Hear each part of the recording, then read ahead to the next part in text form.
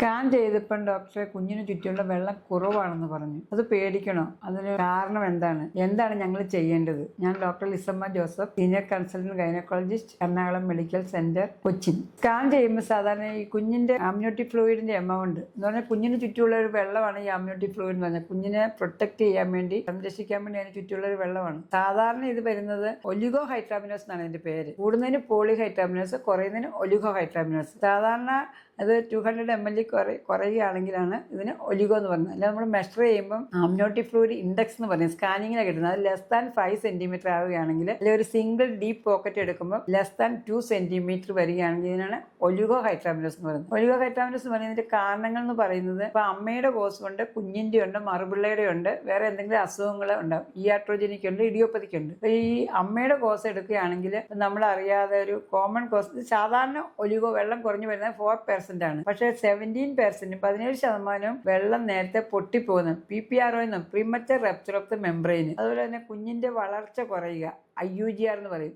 കുഞ്ഞ് വയറ്റിൽ കിടന്ന് മരിക്കുക. അതുപോലെ ഡേറ്റ് കഴിഞ്ഞ് നമ്മൾ സാധാരണ എക്സ്പെക്റ്റഡ് ഡേറ്റ്, ഡെലിവറി ഡേറ്റ് വരും, അതറിയാതെ അത് കഴിഞ്ഞ് വെയിറ്റ് ചെയ്യുകയാണെങ്കിലും വെള്ളം കുറഞ്ഞു പോകാം. പിന്നെ ചില മെഡിസിൻസ് ഉണ്ട്, ഡ്രഗ്സ് എന്ന് പറഞ്ഞ ഇൻഡോമെത്താസിൻ എന്ന് പറഞ്ഞൊരു മെഡിസിൻ ഉണ്ട്. അത് കഴിച്ചാൽ പെട്ടെന്ന് വെള്ളം കുറഞ്ഞു പോകും. അതുപോലെ നമ്മൾ യാട്രോജനിക് എന്ന് പറയുന്നത്, നമ്മളിപ്പോൾ ആമിനിയോസ്, കുഞ്ഞിനെ ചുറ്റിയുള്ള എന്തെങ്കിലും കുഞ്ഞിന് അനോമലി ഉണ്ടെന്ന് അറിയാൻ വേണ്ടി നമ്മൾ ആമിനിയോസെന്റസിസ് ചെയ്യും ഒരു 16 ആഴ്ചയാകുമ്പോൾ. അങ്ങനെ ആമിനിയോസെന്റസിസ് ചെയ്ത് കുഞ്ഞിനെ ചുറ്റിയുള്ള വെള്ളം എടുത്തു കഴിഞ്ഞാൽ ചിലപ്പം ആ കോറിയോൺ വില്ലസ് ബയോപ്സി ഒക്കെ എടുക്കുമ്പോൾ വെള്ളം കുറയാനുള്ള ഒരു ചാൻസ് ഉണ്ട്. പിന്നെ വേറെ എന്താണ്, കുഞ്ഞിന് ഇൻഫെക്ഷൻ ഉണ്ടാവുക, കോറിയോ അമ്നൈറ്റിസ്, മറുപിള്ളയിൽ എന്തെങ്കിലും ഇൻഫെക്ഷൻ വരിക, കുഞ്ഞിന് എന്തെങ്കിലും ടോക്സോപ്ലാസ്മ അങ്ങനെയൊക്കെ വന്നാലും, കുഞ്ഞിന് ഇൻഫെക്ഷൻ വന്നാലും വെള്ളം കുറയാനുള്ള ചാൻസ് കൂടുതലാണ്. പിന്നെ മറുപിള്ളയാണെങ്കിൽ പ്ലസന്റൽ ഇൻസഫിഷ്യൻസി എന്ന് പറയും. ഇപ്പൊ അമ്മയ്ക്ക് BP ഉണ്ടെങ്കിൽ PIH എന്ന് പറയും, അല്ലെ പ്രീ എക്ലാംസിയ എന്ന് പറയും. അങ്ങനത്തെ ഇതൊക്കെ ഉണ്ടെങ്കിൽ നമുക്ക് വെള്ളം കുറയാനുള്ളതാണ്. ഇപ്പൊ പിന്നെ ട്വിൻസ്, ട്രിപ്പിലറ്റ് ഒക്കെ കൊടുക്കുമ്പോൾ അവർ തമ്മിലുള്ള ഒരു ഇത് കൊണ്ടിട്ട് അങ്ങനെ വന്നാലും വെള്ളം കുറയാനുള്ള. പിന്നെ ഒരു കൺജന്റൽ ബാൻഡ്, കുഞ്ഞിന് ചുറ്റുമുള്ള ബാൻഡുകളൊക്കെ ഉണ്ട്, അതിന് ആംനിയോട്ടിക് ബാൻഡ് എന്ന് പറയുന്നത്. അങ്ങനെ വന്നാലും വെള്ളം കുറയാനുള്ള ചാൻസ് ഉണ്ട്. നമ്മൾ ഇത് എങ്ങനെയാണ് പ്രസന്റ് ചെയ്യുന്നതെന്ന് ചോദിച്ചാൽ,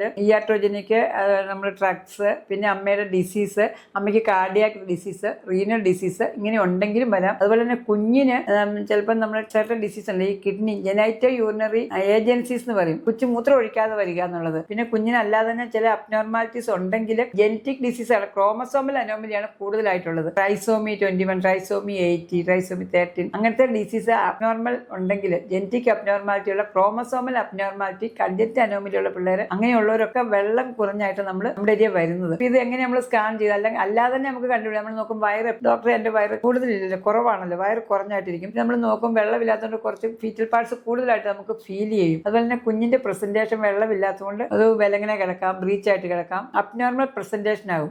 അതുപോലെ തന്നെ ഈ വെള്ളമില്ലാത്തതുകൊണ്ട് മറുപിള്ള പെട്ടെന്ന് വിട്ടുപോകാം, അബ്രപ്ഷ്യോ പ്ലസന്റ എന്ന് പറയും. അപ്പൊ അങ്ങനെയുള്ള കോംപ്ലിക്കേഷൻ ആയിട്ടാണ് ഇവർ ലീക്കിംഗ് ആയിട്ട് വരാം. ഇങ്ങനെയുള്ള പ്രസന്റേഷൻ ആയിട്ടാണ് ഇവർ ഹോസ്പിറ്റലിൽ വരുന്നത്. അല്ലെങ്കിൽ അനക്കം തീരെ കുറഞ്ഞു പോയി, അനക്കമില്ല എന്നുള്ളത് എപ്പോഴും കേൾക്കുന്ന ഒരു ഇതാണ്, വെള്ളം കുറയുമ്പോഴും അനക്കമില്ല. അപ്പൊ അനക്കമില്ലാണ്ട് വരിക. അപ്പൊ ഇങ്ങനെയുള്ള കാര്യങ്ങൾ വരുമ്പോൾ നമ്മൾ സ്കാൻ ചെയ്യും, TTG നോക്കും. പിന്നെ ഇവരുടെ പ്രശ്നം എന്താണെന്ന് ചോദിച്ചാൽ, ഡെലിവറിക്ക് വെച്ച് കഴിഞ്ഞാലും കുഞ്ഞിന് ശ്വാസം മുട്ടാനുള്ള ചാൻസ് ഉണ്ട്. എന്നുവെച്ചാൽ ഫീറ്റൽ ഡിസ്ട്രസ് എന്നാ പറയുന്നത്. അതിന് മെക്കോണിയോ ആസ്പിറേഷൻ സിൻഡ്രോം, കുറച്ച് ഫ്ലൂയിഡേ ഉള്ളൂ. അപ്പം കുഞ്ഞിന് പ്രോപ്പർ വേയിലുള്ള അനക്കം കുറഞ്ഞിട്ട് ഫീറ്റൽ ഡിസ്ട്രസ്, കുഞ്ഞിന് പ്ലസന്റൽ ഇൻസഫിഷ്യൻസി വന്നിട്ട് ഫീറ്റൽ ഡിസ്ട്രസ് വരാം. അപ്പൊ നമ്മൾ സിസേറിയൻ എടുക്കാം. അതുപോലെ തന്നെ സിസേറിയൻ എടുത്തു കഴിയുമ്പോൾ അതിന്റെ കോംപ്ലിക്കേഷൻസ് പറയും, ഗർഭാശയം ചുരുങ്ങുന്നതിന് പോസ്റ്റ്മോർട്ടം ഹെമറേജ്, PPH എന്ന് പറയും, ബ്ലീഡ് ചെയ്യാനുള്ള ചാൻസ് ഉണ്ട്, ഇൻഫെക്ഷൻസ് ഉണ്ടാകാനുള്ള ചാൻസ് ഉണ്ട്. അതുപോലെ ഈ കുഞ്ഞിനെ തന്നെ നമ്മൾ മാസം തികയാത്ത കുഞ്ഞായതുകൊണ്ട് നിയോനറ്റോളജി വെക്കേണ്ടി വരാം. കുഞ്ഞിന് ഇൻഫെക്ഷൻ ഉണ്ടെങ്കിൽ അത് ട്രീറ്റ് ചെയ്യാം, കുഞ്ഞിന്റെ വളർച്ച കുറവ് വരാം. ഇനി എന്തെല്ലാം കാരണങ്ങളുണ്ടോ അതെല്ലാം ട്രീറ്റ് ചെയ്യേണ്ടതായിട്ട് വരും. പക്ഷേ അതിന് നമ്മൾ പാനിക് ആകേണ്ട ആവശ്യമില്ല. കറക്റ്റ് ആയിട്ട് ഡോക്ടറെ കണ്ട് സ്കാൻ ചെയ്ത് അതിന്റെ കാരണം കണ്ടുപിടിച്ച്,